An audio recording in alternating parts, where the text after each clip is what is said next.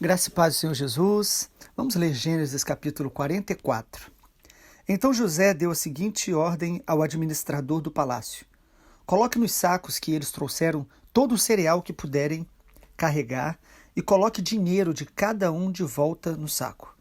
Depois coloque meu copo de prata na boca do saco de mantimento do mais novo, junto com o dinheiro dele. O administrador fez tudo conforme José ordenou. Assim que amanheceu, os irmãos se levantaram e partiram com os jumentos carregados. Quando haviam percorrido apenas uma distância curta e mal haviam saído da cidade, José disse ao administrador do palácio: vá atrás deles e detenha-os. Quando os alcançar, diga-lhes: por que retribuíram o bem com o mal? Por que roubaram o copo de prata do meu senhor, que ele usa para prever o futuro? Vocês agiram muito mal. Quando o administrador do palácio alcançou os homens, repetiu para eles as palavras de José. Do que o Senhor está falando? Disseram os irmãos. Somos seus servos, jamais faríamos uma coisa dessas. Por acaso não devolvemos o dinheiro que encontramos nos sacos? Nós o trouxemos de volta da terra de Canaã. Por que roubaríamos de ouro ou prata da casa do seu senhor? Se encontrar o copo de prata com um de nós, que morra quem estiver com ele, e nós, os restantes, seremos seus escravos. Sua proposta é justa, respondeu ele, mas apenas aquele que roubou o copo de prata se tornará meu escravo, os outros estarão livres. Sem demora, eles descarregaram os sacos e os abriram. O administrador do palácio examinou a bagagem de cada um, começando pelo mais velho até o mais novo. E o copo foi encontrado no saco de mantimento de Benjamim. Quando os irmãos viram isso, rasgaram as roupas. Depois colocaram a carga de volta sobre os jumentos e retornaram à cidade. José ainda estava em seu palácio quando Judá e seus irmãos chegaram, e eles se curvaram ao chão diante dele. O que vocês fizeram? Exigiu ele. Não sabem que um homem como eu é capaz de prever o que vai acontecer? Judá respondeu: meu senhor, o que podemos dizer? Que explicação podemos dar? Como podemos provar nossa inocência? Deus está nos castigando por causa de nossa maldade. Todos nós voltamos para ser seus escravos, todos nós, e não apenas nosso irmão com quem foi encontrado o copo de prata. José, no entanto, disse: eu jamais faria uma coisa dessas. Apenas o homem que roubou o copo será meu escravo. Os outros podem voltar em paz para a casa de seu pai. Então Judá deu um passo à frente e disse: por favor, meu senhor, permita que o seu servo lhe diga apenas uma palavra. Peço que não perca a paciência comigo, embora o Senhor seja tão poderoso quanto o próprio faraó. Meu senhor perguntou a nós, seus servos: vocês têm pai ou irmão? E nós respondemos: sim, meu senhor. Nosso pai é idoso, tem um filho mais novo, nascido em sua velhice. O irmão desse filho, por parte de pai e mãe, morreu. Ele é o único filho de sua mãe e nosso pai o ama muito. O Senhor nos disse: tragam-no aqui para que eu possa vê-lo com os próprios olhos. E nós respondemos: meu senhor, o rapaz não pode deixar o pai, pois se o fizesse, o pai morreria. Mas o Senhor nos disse: vocês não me verão novamente se não trouxerem seu irmão. Assim voltamos para seu servo, nosso pai, e contamos a ele o que o Senhor tinha dito. Passado algum tempo, quando ele disse: voltem e comprem mais mantimentos, nós respondemos: só poderemos voltar se o nosso irmão mais novo nos acompanhar. Não temos como ver o homem outra vez, a menos que nosso irmão mais novo esteja conosco. Então meu pai nos disse: como vocês sabem, minha mulher teve 2 filhos, e um deles foi embora e nunca mais voltou. Sem dúvida, foi despedaçado por algum animal selvagem, e eu nunca mais o vi. Se agora vocês levarem de mim o irmão dele, e lhe acontecer algum mal, vocês me mandarão velho e infeliz para a sepultura. E agora, meu senhor, não posso voltar para a casa de meu pai sem o rapaz. A vida de nosso pai está ligada à vida do rapaz. Quando ele vir que o rapaz não está conosco, morrerá. Nós, seus servos, seremos, de fato, responsáveis por mandar para a sepultura seu servo, nosso pai, em profunda tristeza. Meu senhor garantia a meu pai que levaria o rapaz de volta. Disse-lhe, se não o trouxer de volta, carregarei a culpa para sempre. Por isso peço ao Senhor que me permita ficar aqui como escravo, no lugar do rapaz, e que o deixe voltar com os irmãos dele. Pois como poderei voltar a meu pai sem o rapaz?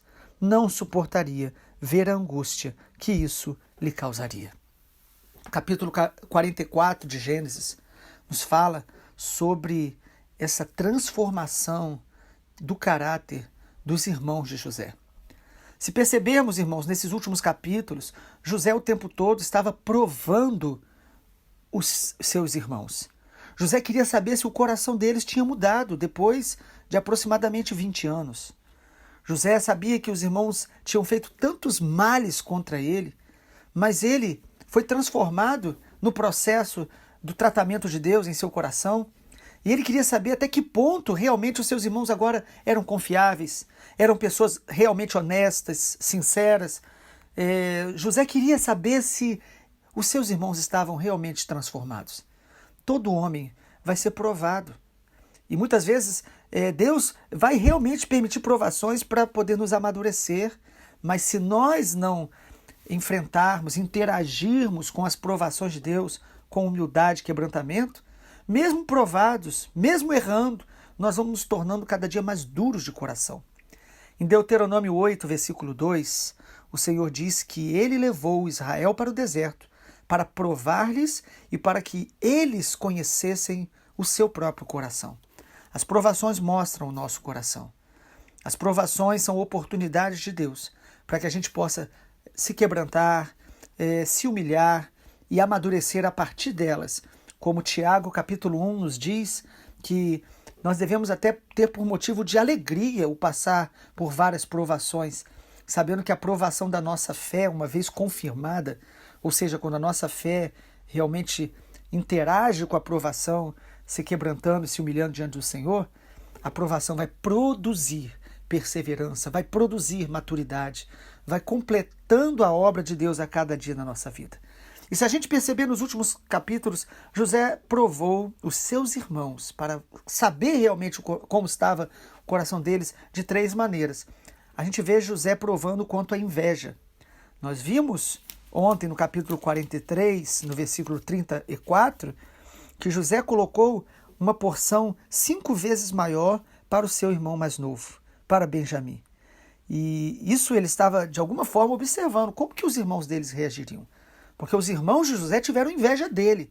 Agora José estava honrando o seu irmão por parte de mãe, o seu irmão mais novo, a quem ele tanto amava, e percebia o tempo todo, observava a reação dos irmãos.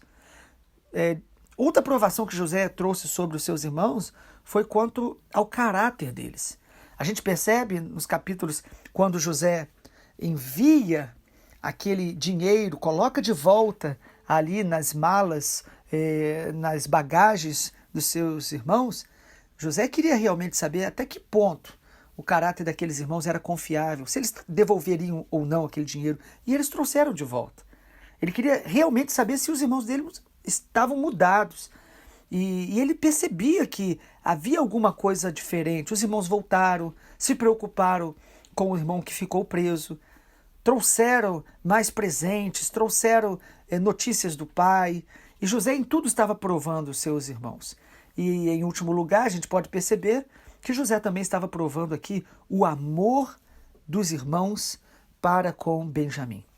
Ele queria ver se realmente os irmãos amariam Benjamim, o filho mais novo do seu pai e da sua mãe.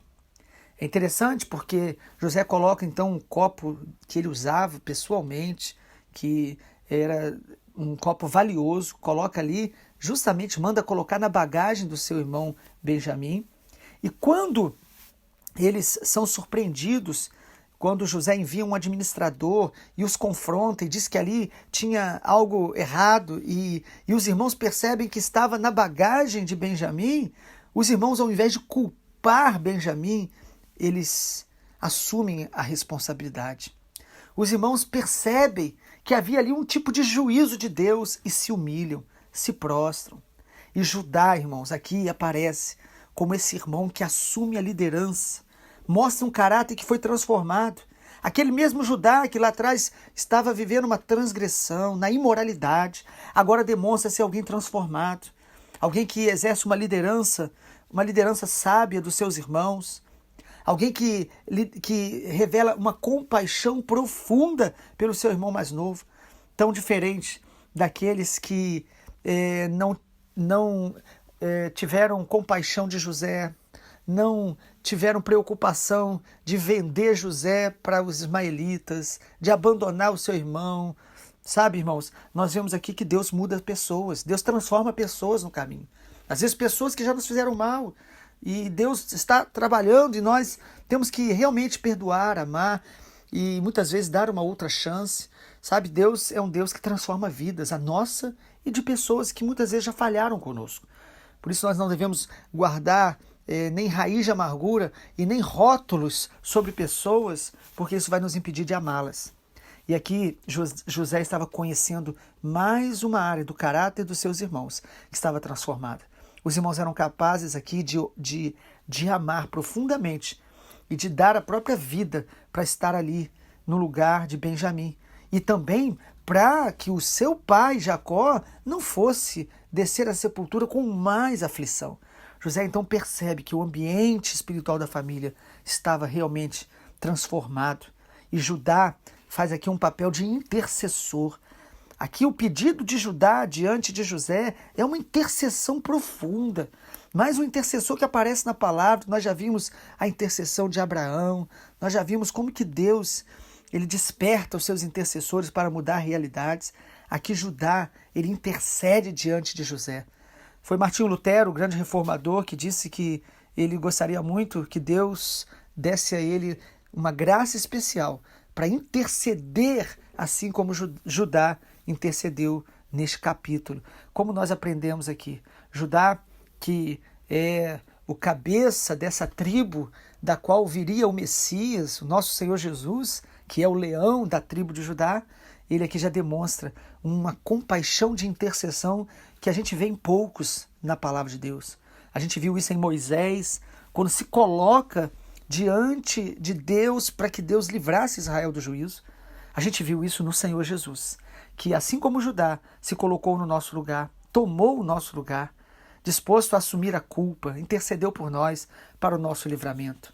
José, então, está diante de uma realidade espiritual. Ele vê que no meio de todas as provações que ele trouxe sobre os seus irmãos para conhecer o coração deles, ele vê que a graça de Deus tinha aberto as portas para que ele pudesse realmente ser reconciliado com a sua família. E tudo isso, irmãos, por causa do propósito de Deus, das promessas de Deus, que estavam se cumprindo em homens limitados, homens sujeitos aos mesmos sentimentos que nós, família que tinha situações tão difíceis quanto as nossas, mas homens que se humilharam diante do Senhor, que em cada provação procuraram se consertar diante de Deus, se humilhar e deixar-se ser transformado pela graça de Deus. Que o Senhor Jesus nos abençoe. Pai, muito obrigado. Nós oramos nessa manhã de maneira específica, Pai, no nome de Jesus, que o Senhor nos ensine a ser intercessores. Que o Senhor nos ensine, ó Deus, adiante de cada provação, perceber o que o Senhor quer fazer em nós. Ó Deus, que nós não venhamos a nos rebelar contra as provações e nem contra o Senhor, e nem contra pessoas, mas que nós possamos nos humilhar, orar, clamar, ó Deus, e crescer em cada nível de prova. Deus, muito obrigado por essa palavra. Que o Senhor gere no nosso coração esse caráter aprovado diante das provas, em nome de Jesus. Amém.